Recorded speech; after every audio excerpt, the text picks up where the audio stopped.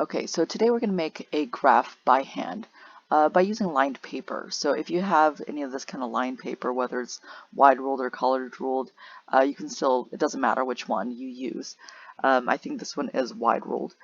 So you're going to make, if you need to make a graph for class or when you're doing some math and you need to do some graphing, um, use your lines to your advantage. So what we're going to do is we're going to make the X by following along this line. So you want to give yourself some room on the top because you need to make the y-axis. So I'm going to skip like maybe from this bottom line here of what I used using line paper. Skip 1, 2, 3, 4, 5, about 5 lines. And I'm going to make it over here on the left hand side because I'm probably going to make this for other problems as well. So I'm just going to just follow the line straight across as straight as I can. If you want to use a straight edge, then please do that. If you don't have like a ruler or anything like that, then just use like take another like scratch sheet of paper, and then you're going to fold it a couple of times, and then that could be your straight edge. Do you see over here how I went off a little bit? Try not to do that. I'm using this digital pen thing, so it's not working as well as I would like. But you see what I'm saying. So this is our x-axis right here. So now about halfway in between, we're going to be marking in. This is going to be our our origin. So I'm going to go straight up. So if you want to use this red line on the left hand side as our guide, so we're going to make a line that's parallel to that red line. So I'm going to go right about here. I'm not going to go all the way up to there. And then I'm going to go straight down. So I'm thinking 90 degrees from line to line. So this line right here should be, oh, sorry, 90 degrees to that line. I'm going to just erase that little bit right there because that's not part of my graph. Right, so I'm going to keep on going down, just making sure that every time I hit the blue line that I'm still 90 degrees, my angle is 90 degrees. I'm going to keep on going down, try to make it as straight as you can. I'm going to go right down about to there. I'm going to make my arrows, so the arrows indicate that these lines actually do go on forever and ever. They don't stop. So what I just made, that vertical line, is my y-axis. So this is not done yet. And I've seen a lot of students just leave it like this and they start graphing stuff. They're like graphing, okay, let's do 2, 1.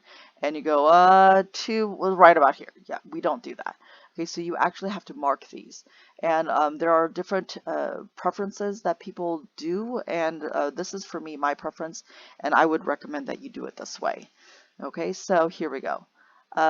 So you do need to mark down where your 1 is and your 2 if you're going by 2s or if you're going by 4s. Usually for us, we're going to be using, you just go by 1s. Okay, so I'm going to mark, so whatever distance from this origin to my next mark, I'm going to have to continue that. So you don't want to make some big and some small. So here we go. So I'm going to make this marker right about this long, half it. I don't know, whatever it looks like to you.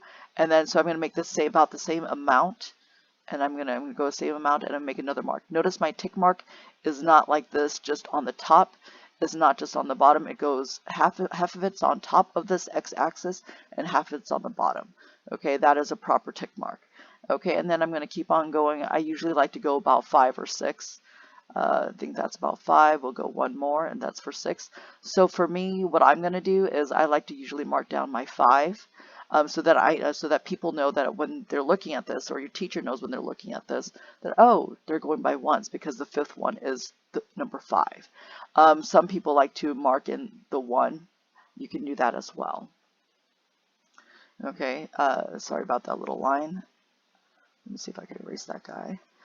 We are going to now do the left hand side, so the negatives, and then so where it's going to be, so just like the distance over here was about the same, you want the left hand side to be about the same. So we're going to go 1, 2, 3, 4, 5, 6, and so I'm going to go about 6 there, so there's my -5, or if you want to just mark in your -1, you can do that as well.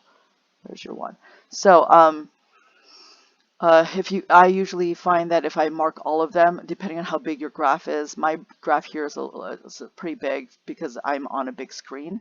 But I usually don't mark down all of them just because It's just too much room. Okay, so then from here, another thing I should have noticed, told you though, that is that this distance is about the same distance as half of the distance from this blue line to the blue line. So from in between, so I use these tick marks, these blue lines to help me with the tick marks. So about half of this blue line is about right here, right?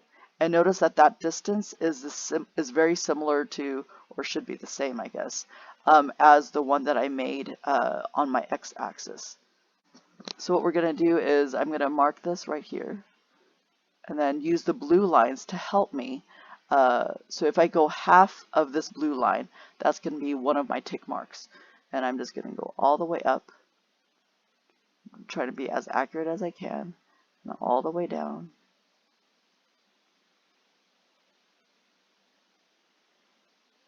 Just like that. So again, we're using these blue lines to help us, to help guide us for these, to where our tick marks are going to be. Okay, and then one thing again that we need to do, because sometimes the labels for the y-axis is different than the x, it shouldn't be, but sometimes it is. So what we're going to do is we're going to just label them. I usually do it to the right. That's usually common practice, and we usually label on the bottom. We don't label on the top. We usually see the labels on the bottom. And I'm just going to go 1, 2, 3, 4, 5, because I normally like to mark up the 5s. 1, 2, 3, 4, 5, and so that's my -5. All right, the reason why I don't like to do the 1s is that my 1s then get kind of too close to each other. Okay, so now that we have that, now we can start plotting. This is how you make a graph by hand. Some people, just make sure when you're plotting, let's say if we're plotting the point -3, 2, let's say. So what I would do is I would go to -3 on the x-axis, so here's my -3, and then going above to the 2, so if you notice my 2 is right here, so sometimes I make like this dotted line to kind of help me see where it would be located. And notice that the 2 is on the blue here, so it should also be the 2 on the blue over here. So use these blue lines as your guidelines. That it will be helpful. Okay, and then I'm just going to mark down -3, 2, just like that. Okay, and that's how you make a graph by hand using lined paper.